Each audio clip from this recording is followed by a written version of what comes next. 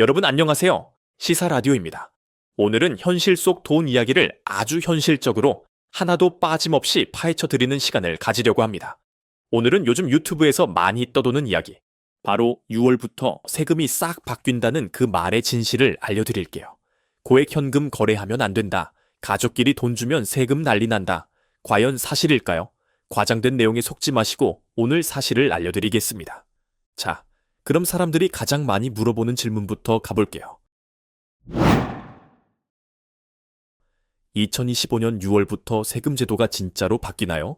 라고 사람들이 많이들 질문하는데 결론부터 말하자면 이건 사실이 아닙니다. 일부 유튜브 영상에서 조회수를 위해 자극적으로 표현하는 것이 와전되어서 퍼진 말이지. 6월부터 세금 폭탄 맞는다는 말은 거짓입니다. 2025년 6월부터 증여세나 상속세 또는 고액 현금 거래와 관련해 새롭게 바뀌는 세법은 없습니다. 그럼 왜 이런 말이 나왔을까요? 바로 6월부터 바뀌는 제도인 고액 현금 거래 보고 제도 때문입니다. 사실 이 제도는 2006년부터 시행 중인 제도로 하루에 현금으로 1,000만 원 이상을 입금하거나 출금하면 그 내역이 자동으로 금융정보분석권에 보고되는 시스템이에요. 즉, 이건 갑자기 새로 생긴 게 아니라 이미 존재하고 있었던 제도입니다.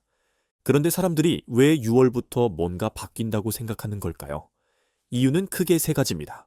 우선 첫째로 국세청이 2025년 상반기에 현금 거래 모니터링을 강화하겠다는 발표를 하면서 일부 언론이 이걸 마치 새로운 제도 도입처럼 보도했기 때문이에요.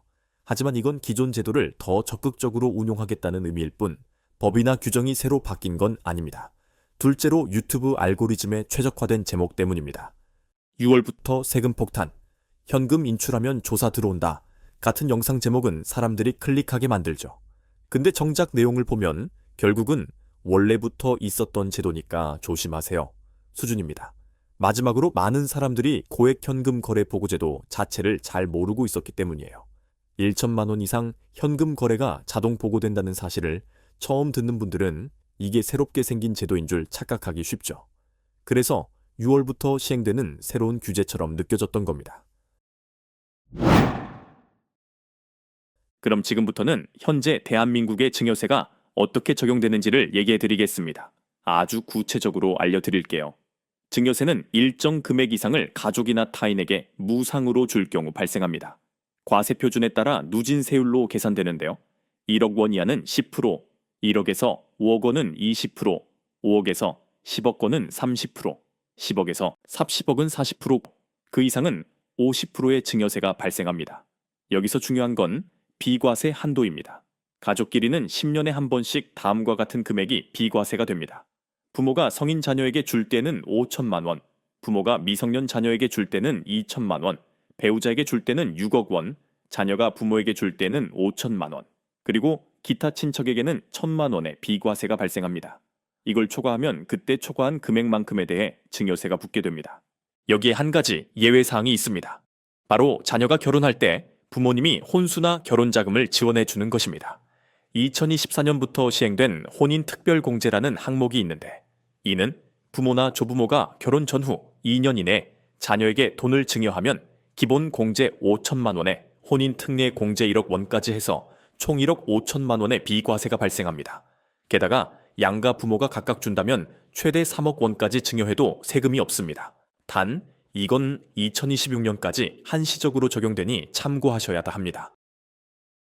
추가로 상속세는 돌아가신 분의 재산에 대해 부과되는데요. 기본적으로 5억 원까지는 공제되고요. 배우자가 상속받는 경우엔 법정 상속 지분 내에서는 최대 30억 원까지 공제받을 수 있습니다. 그 외에도 연령, 장애 여부에 따라 추가 공제가 붙습니다.